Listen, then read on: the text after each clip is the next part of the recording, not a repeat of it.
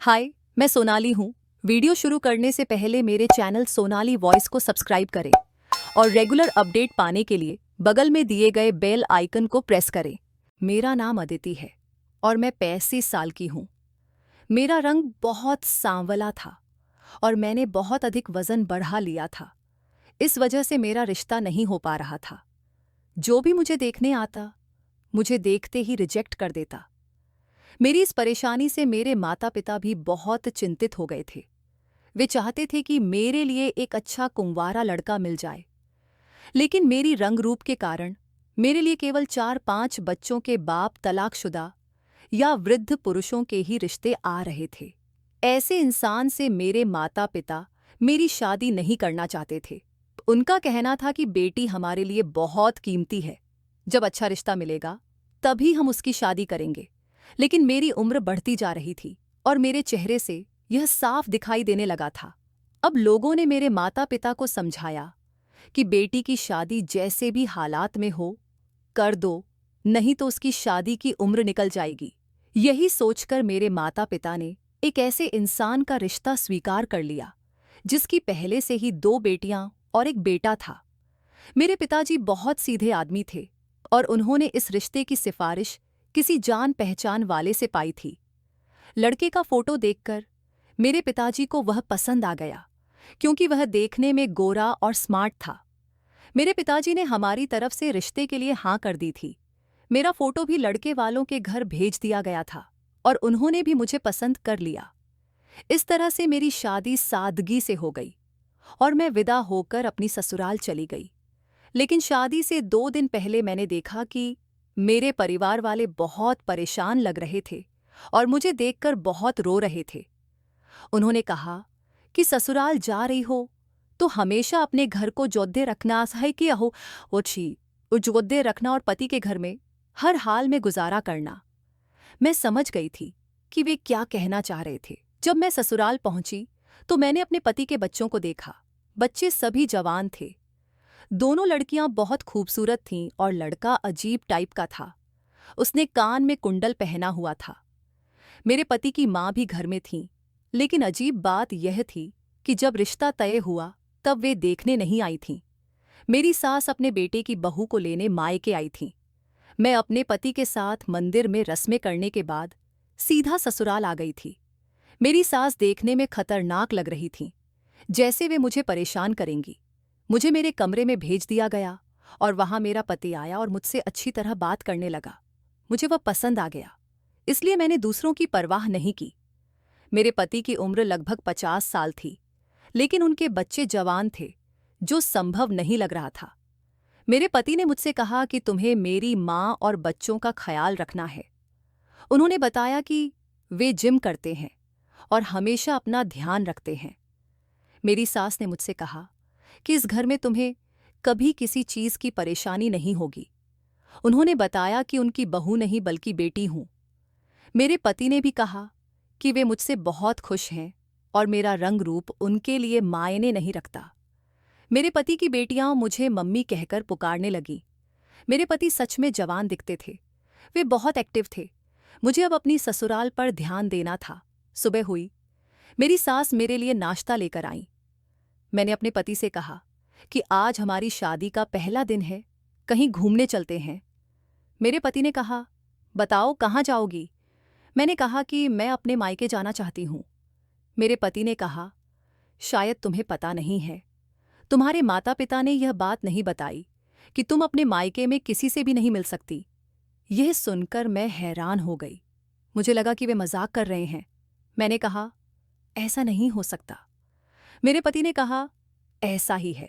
अब तुम्हारी शादी यहां हो गई है, इसलिए तुम अपने मायके वालों से कोई संपर्क नहीं रख सकती।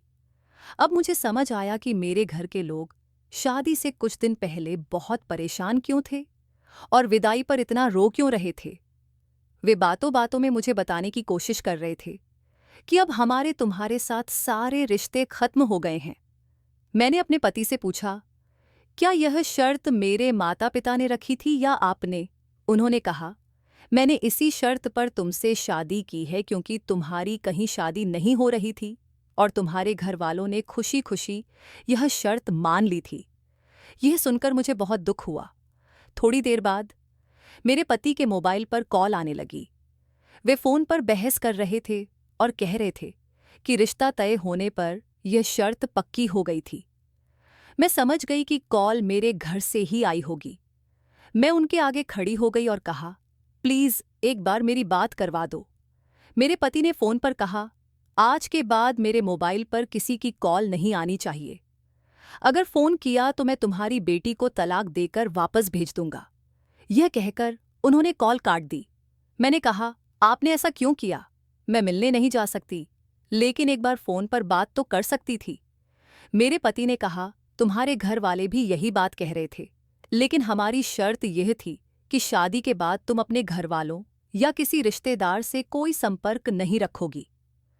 अगर वे तुम्हें खुश देखना चाहते हैं तो खामोश रहें और तुमसे बात करने की कोशिश न करें। मैं उनके रूख को देखकर बहुत डर गई। मेरे पति ने कहा, इस घर में मेरी माँ, मेरी बेटियां और एक बेटा है। तुम्हें सबके साथ रहना है और उनका ख्याल रखना है, यही तुम्हारा कर्तव्य है। मैंने कहा, मैं एक पत्नी का फर्ज निभाऊंगी, लेकिन एक बेटी को अपने माता पिता से अलग नहीं किया जा सकता। आप प्लीज़ एक बार मुझे उनसे फ़ोन पर बात करवा दें। मैं आपका एहसान कभी नहीं भूलूंगी। मेरे पति ने मेरी कोई बात नहीं सुनी और मैं रोते हुए कमरे में चली गई। रो रोकर मेरा बुरा हाल हो गया। पहले ही दिन मेरे साथ ऐसा किया तो आगे क्या होगा? थोड़ी देर बाद मेरे पति कमरे में आए और मुझे चुप करवाने लगे। उन्होंने कहा, तुम परेशान मत हो, मैं तुम्हारी फ़ोन पर बात भी करवा दूंगा और मुलाकात भी करवा दूंगा, लेकिन सही समय आने पर अभी नहीं। मैंने पूछा, यह सही समय कब आएगा? उन्होंने कहा, जब सही समय होगा मैं तुम्हें खुद लेकर जाऊंगा। बस तुम परिवार के सदस्यों का ख्याल रखो। मुझे कुछ काम से बाहर जाना है। मेरे पति यह कहकर घर से चले गए और मेरी सास मेरे पास आकर बैठ गई। उन्होंने बातें करके मुझे व्यस्त कर लिया। फिर कुछ देर बाद उन्होंने अपनी बड़ी बेटी से कहा, जाओ, तुम्हारी मम्मी ने रो रो कर अपना बुरा हाल कर लिया है, इसके लिए एक कप चाय बना दो। मेरे पति की बड़ी बेटी किचन में चाय बनाने चली गई और दूसरी बेटी भी पीछे पीछे गई। मैंने मना किया कि अभी नाश्ता किया है, अभी चाय नहीं पी सकती, लेकिन उन्होंने ज़बरदस्ती चाय बनवाई और मुझे दे दी। मैंने चाय का कप हाथ में ले लिया, लेकिन जैसे ही चाय के कप से होंठ लगाए, मुझे चाय से कड़वी बदबू आई। ऐसा लगा जैसे खराब दूध की चाय हो। मैंने कहा, चाय से अजीब बदबू आ रही है। मेरी सास ने कहा, हम तुम्हें खराब दूध की चाय नहीं पिला सकते। हो सकता है कि दूध फ्रिज में खुला छोड़ दिया गया हो और उसमें बदबू बैठ गई हो। तभी मेरी पति की छोटी बेटी आकर बोली, अगर आप हमसे प्यार करती होती तो आपको इस चाय से बदबू नहीं बल्कि खुशबू आती। हमारे घर की चाय तो मोहल्ले में फेमस है। मुझे मजबूर होकर चाय पीनी पड़ी। चाय का स्वाद अच्छा था, लेकिन उसमें से किसी दवाई की बदबू आ रही थी। सब मुझे चाय पीते हुए गौर से देख रहे थे। जैसे ही मैंने चाय खत्म की, सब ने मेरी तरफ ऐसे देखा जैसे कुछ बड़ा होने वाला हो। फिर सब कमरे से चले गए और मेरा सिर भारी होने लगा। मैंने संध्या को आवाज़ दी, लेकिन उसने मेरी बात नहीं सुनी। मुझे लगा कि पूरा कमरा घूम रहा है और मैं बेड पर लेट गई। उसके बाद मुझे कुछ नहीं पता चला। रात के 9 बजे मेरी आंख खुली। कमरे में कोई हलचल नहीं थी, लाइट बंद थी और अजीब सी खामोशी थी। जैसे ही मैंने बेड से कदम रखा, मुझे कमजोरी महसूस हुई और चक्कर आने लगे। पेट में दर्द भी हो रहा था। मैंने सोचा कि सुबह 10 बजे चाय पी थी और उसके बाद सो गई थी। इसका मतलब था कि मैंने पूरा दिन सोते सोते गुजार दिया था। मैं कमरे से बाहर निकली तो पूरे घर की लाइट बंद थी। टॉर्च की रोशनी से लाइट का बटन ढूंढ रही थी। तभी किसी ने मुझे खींचकर दूसरे कमरे में धकेल दिया। मुझे बहुत डर लगा, लेकिन यह मेरे पति का घर था। मुझे डरना नहीं चाहिए था। मैंने चिल्लाने की कोशिश की, पर जिसने मुझे दबोचा था उसने मेरे मुंह पर हाथ रख दिया। फिर मैं काफी देर वहीं पर खड़ी रही। कुछ भी समझ में नहीं आ रहा था कि यह कौन है जिसने मुझे इस तरह से दबोचा हुआ है। उसके हाथों के एहसास से ऐसा महसूस हो रहा था जैसे यह हाथ मर्द के हैं। मैं पहचान सकती थी कि ये हाथ मेरे पति के नहीं थे। मैंने उस इंसान को जोर से धक्का मारा और भागते हुए अपने कमरे में पहुंच गई। वह इंसान कौन था और उसने ऐसा क्यों किया, मैं समझ नहीं पा रही थी। हे भगवान, ये घर में क्या हो रहा है? ये घर मेरी सोच से भी बड़ा था, भूल भुलैया की तरह बना हुआ। मैं अभी नई थी और अपने कमरे के अलावा ससुराल के घर को ठीक से देखा भी नहीं था। मुझे डर लगने लगा था। मैं पहचानते हुए अपने कमरे में पहुंच गई, क्योंकि अपने कमरे की पहचान हो गई थी और मुझे किचन का रास्ता मालूम था। टॉयलेट और बाथरूम मेरे कमरे में ही अटैच्ड थे। मैं बैठकर गहरी सांसें ले रही थी। तभी अचानक कमरे में किसी के आने की आहट हुई। जैसे ही मैंने पलटकर देखा, कमरे की लाइट जल गई। मैंने देखा कि मेरा पति सामने खड़ा मुस्कुरा रहा था। उन्होंने मेरी तरफ देखा और कहने लगे, क्या हुआ तुम्हें? तुम इतनी डरी हुई क्यों हो? मैंने कहा, आप कहाँ गए थे? मैं बहुत डर गई थी। मेरे पति कहने लगे, अरे क्यों डर गई? ये मेरा घर है, कोई भूत बंगला थोड़ी है। मैं तो तुमसे कहकर गया था कि मुझे कुछ काम है, थोड़ी देर में आ जाऊंगा। पर जब मैं आया तो तुम सो रही थी। उसके बाद मैं अपनी बेटी और माँ से बातें करने बैठ गया था। मैंने जल्दी से अपने पति का हाथ पकड़ लिया और कहा, मुझे किसी ने दबोच लिया था। उस कमरे में कौन था? मेरे पति ने कहा, अरे उस कमरे में मैं ही था। तुम्हें क्या लगा कि किसी और ने तुम्हें दबोच लिया? भला मेरे घर में मेरे अलावा कौन आएगा? यह पूरा घर मेरा है। इसमें मेरी बेटी, माँ और बेटा रहते हैं। मेरा बेटा सारा दिन नौकरी पर रहता है, सिर्फ रात को सोने के लिए आता है, और वह भी 11 बजे से पहले नहीं आता। अभी तो 10:30 बज रहे हैं, तो फिर मैं ही था जिसने तुम्हें दबोचा था।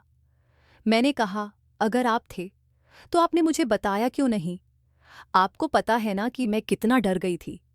यह सुनकर मेरे पति जोर जोर से हंसने लगे और कहने लगे, मैं तुम्हें डरा रहा था। मेरे पति ने इस तरह से बात की जैसे जिसने मुझे दबोचा था वह वास्तव में मेरे पति ही थे। फिलहाल मैंने उनकी बात पर यकीन कर लिया और बेफिक्र हो गई कि चलो यह मजाक मेरे पति ने ही किया था। हो सकता है कि मैं उनके हाथ पहचानने में गलती कर गई हो, क्योंकि अभी मैं उनके साथ एक दिन भी नहीं रही थी। मेरे पति ने आते ही कहा, चलो तुम खाना खा लो। मैं तो खा चुका हूँ। मैंने कहा, मेरा कुछ खाने का मन नहीं है, लेकिन मेरे सिर में दर्द हो रहा है और मुझे ऐसा लग रहा है जैसे शरीर में बहुत कमजोरी है। मेरे पति ने कहा, ठीक है, मैं तुम्हारे लिए चाय बनाकर लाता हूँ। चाय पीने से सिर का दर्द ठीक हो जाएगा। मैंने कहा, नहीं, मैं ज़्यादा चाय नहीं पीती, मेरा चाय पीने का मन नहीं है। मेरे पति कहने लगे, ठीक है, फिर मैं तुम्हारे लिए कॉफ़ी बना देता हूँ और उसे पीकर तुम्हें कमज़ोरी महसूस नहीं होगी। मैंने इनकार कर दिया और कहा, मैं कुछ नहीं पीना चाहती। पर अजीब बात यह थी कि मेरे पति मेरे लिए ज़बरदस्ती कॉफ़ी बनाकर लाए। मैंने कहा, मैं कुछ नहीं खाना चाहती और ना ही कुछ पीना चाहती। न जाने क्यों ससुराल में आने के बाद मुझे भूख प्यास कुछ भी नहीं लग रही थी। मेरे पति ने कहा, मुझे तुम्हारी कोई बात नहीं सुननी, तुम्हें मेरी बनाई हुई कॉफ़ी पीनी ही पड़ेगी। मुझे अपने पति की यह बात बहुत अजीब लगी, लेकिन फिर मैंने कॉफ़ी पी ली। वैसा ही हुआ जैसा सुबह हुआ था। मेरी आंख लग गई और मैं अगले दिन सोकर उठी। अब मुझे लग रहा था कि कॉफ़ी में कुछ मिला हुआ था, जिससे मुझे नींद आ गई थी।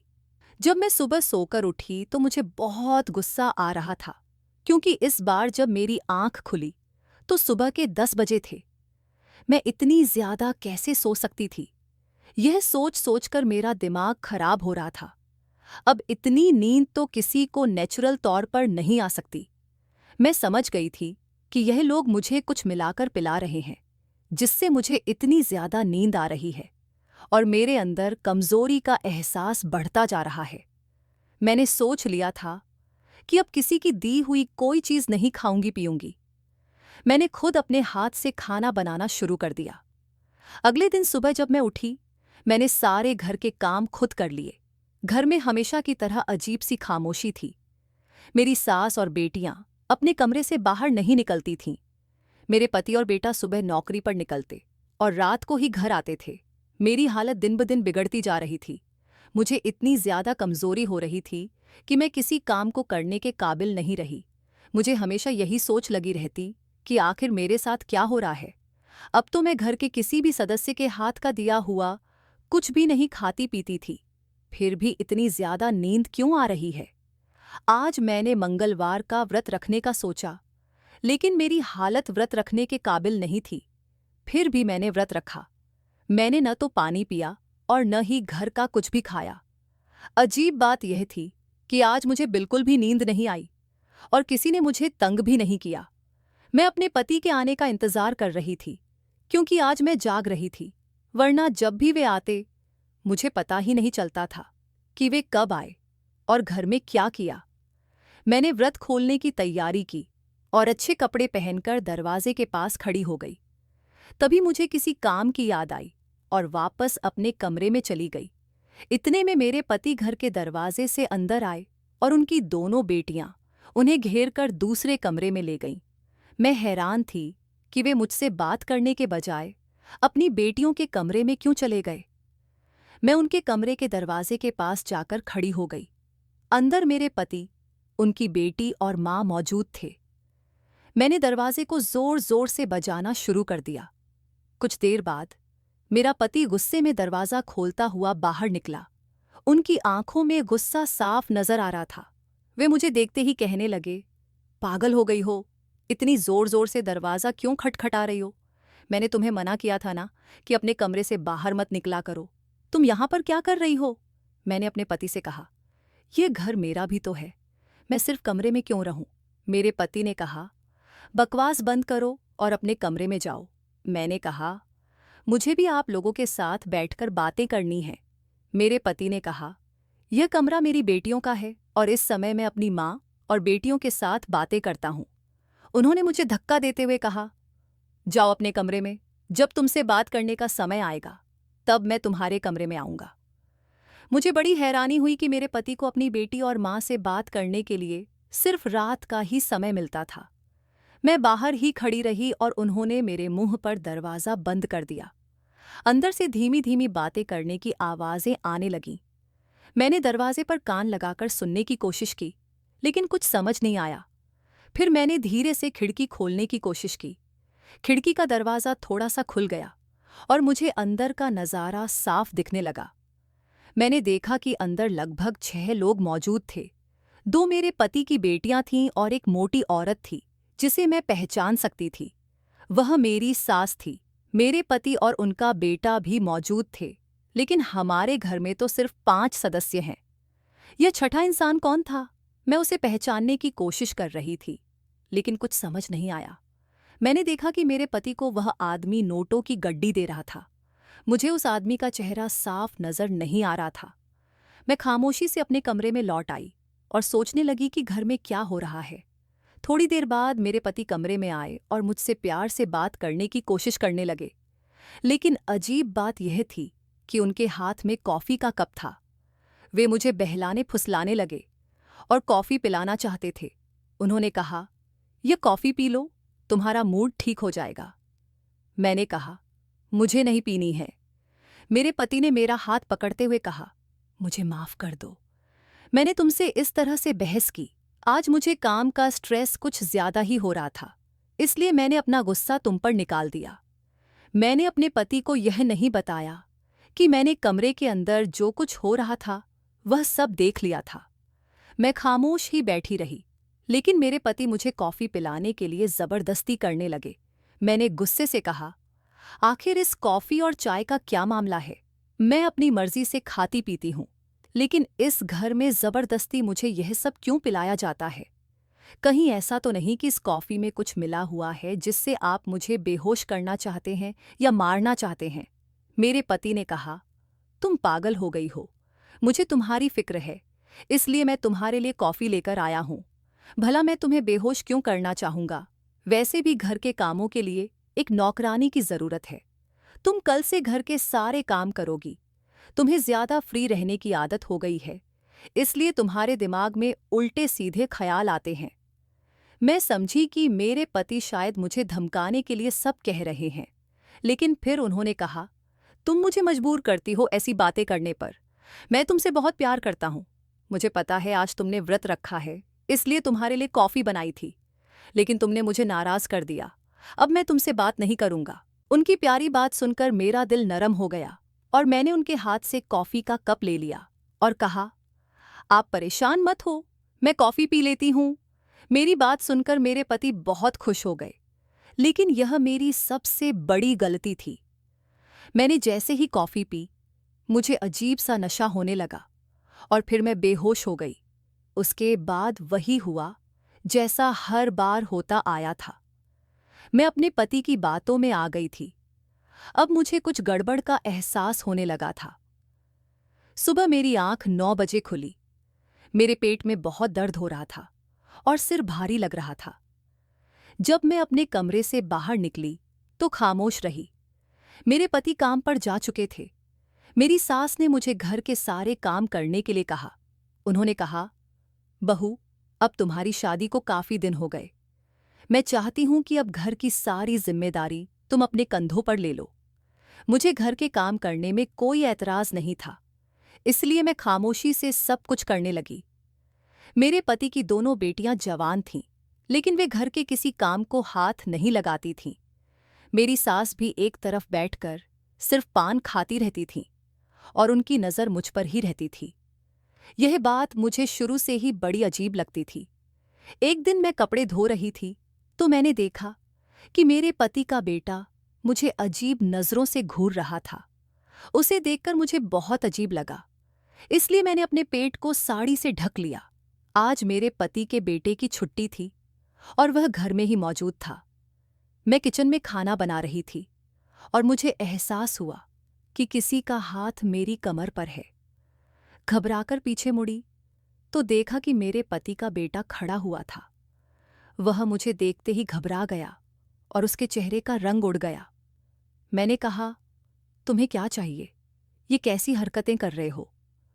वह कहने लगा, मम्मी, मैं तो कुछ भी नहीं कर रहा था। मुझे गिलास पानी चाहिए था, इसलिए मैं किचन में आया था। अब जा रहा हूं। यह कहकर वह किचन से बाहर चला गया। मेरा शरीर बुरी तरह कांप रहा था। इस घर का माहौल अजीब था। मेरे पति की बेटियां भी अजीब तरह के कपड़े पहनती थीं, जैसे वे कोई हीरोइन हो। उनके कपड़ों से उनके शरीर के काफी हिस्से दिखते थे। एक दिन दरवाजे पर दूध वाला आया तो मैं दूध लेने के लिए दरवाजे पर गई। गली में काफी सारी औरतें खड़ी थीं और आपस में बातें कर रही थीं। दूध वाला तो दूध देकर चला गया, लेकिन वे औरतें मुझे घूर रही थीं और मेरे करीब आ गईं।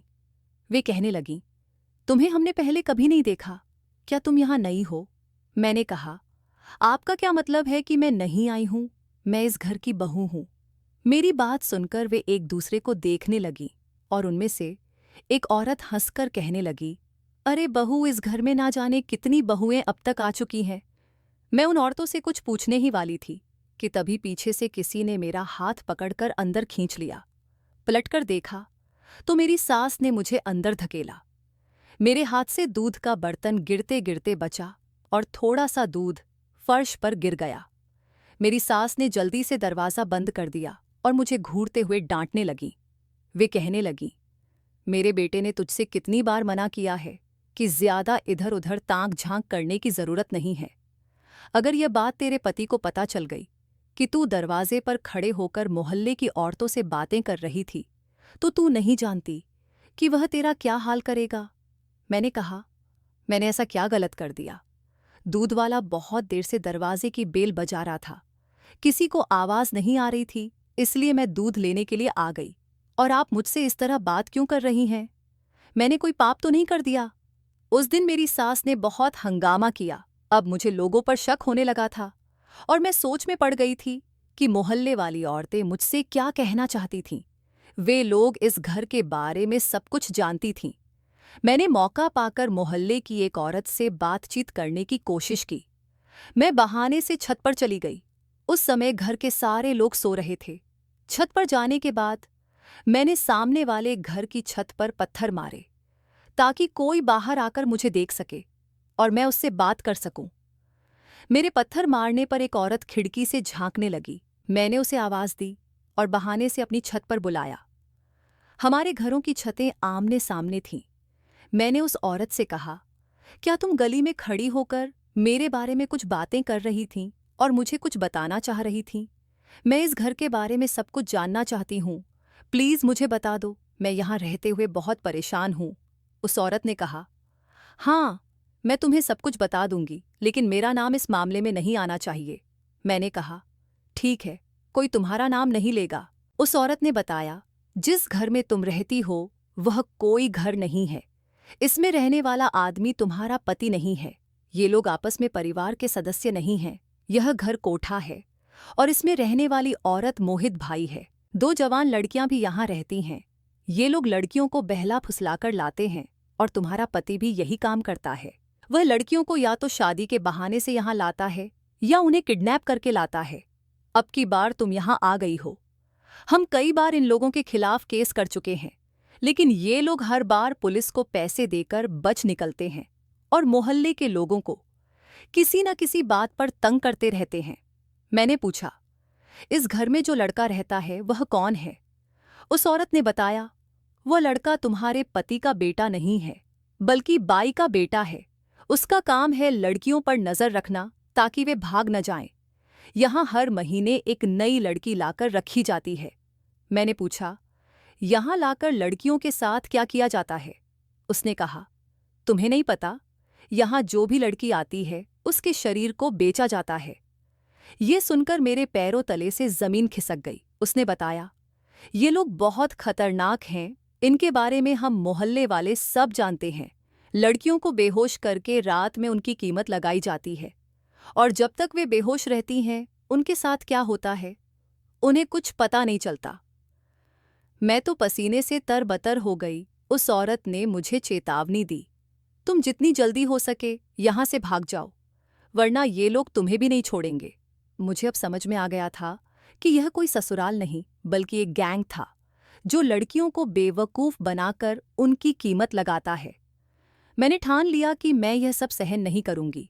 मैं अपने कमरे में गई और चुपचाप अपने पति का फ़ोन उठाकर पुलिस को कॉल किया। मैंने अपनी सारी बात पुलिस को बता दी और उन्हें आने का वक्त रात का दिया, क्योंकि 10 बजे के आसपास मेरा पति घर आता था और 1-2 घंटे बाद सब कुछ होता था। अगले दिन मेरे पति ने मुझे कॉफ़ी का कप दिया। मैंने प्यार से उसे लिया और पीने का नाटक किया। मैंने कॉफ़ी को चुपचाप पीछे फेंक दिया और सोने का अभिनय किया। मैंने पुलिस को रात का वक्त ही दिया था। जैसे ही कोई मेरे कमरे में आया और मेरे शरीर पर हाथ फेरने लगा, पुलिस ने छापा मारा और उन लोगों को रंगे हाथों पकड़ लिया। पुलिस ने इन सभी लोगों को गिरफ्तार कर लिया। मैं अपने पेरेंट्स के घर आ गई और जब मैंने उन्हें सब कुछ बताया तो वे बहुत शर्मिंदा हुए। उन्होंने कहा, हमें तो उसी दिन शक हो गया था जिस दिन उस लड़के ने हमसे शर्त रखी थी कि आज के बाद आप लोग अपने बेटे से कोई ताल्लुक नहीं रखेंगे, लेकिन हमें नहीं पता था कि वह इतना गिर सकता है। फिलहाल वे लोग गिरफ्तार हो चुके थे और मैं अपने पेरेंट्स के घर आ गई थी। आज तक मेरी शादी नहीं हुई है और अब मुझे शादी के नाम से भी डर लगता है। मैं अपने पेरेंट्स के साथ रहकर उनकी सेवा कर रही हूँ क्योंकि वे बहुत बूढ़े हो चुके हैं। मैं पढ़ी लिखी हूँ और नौकरी करके अपना गुजारा कर रही हूँ। उस दिन के बाद से मुझे अपनी ऐसी जिंदगी ज्यादा पसंद है। मैं आप सभी से अनुरोध करती हूँ कि अपनी बेटियों की शादी जहाँ भी करें, लड़के वालों की पूरी जांच पड़ताल कर लें। कुछ माता पिता अपनी बेटियों की शादी न होने पर किसी के भी हवाले कर देते हैं, लेकिन मैं नहीं चाहती कि जैसा मेरे साथ हुआ वैसा आप में से किसी के भी साथ हो। ऐसे धोखेबाज लोगों से सावधान रहें। दोस्तों, मुझे उम्मीद है कि आपको हमारी कहानी पसंद आई होगी। अगर कहानी पसंद आई है तो वीडियो को लाइक करें, चैनल को सब्सक्राइब करें और नोटिफिकेशन बेल को ज़रूर दबाएं ताकि अगली वीडियो सबसे पहले आपको मिले।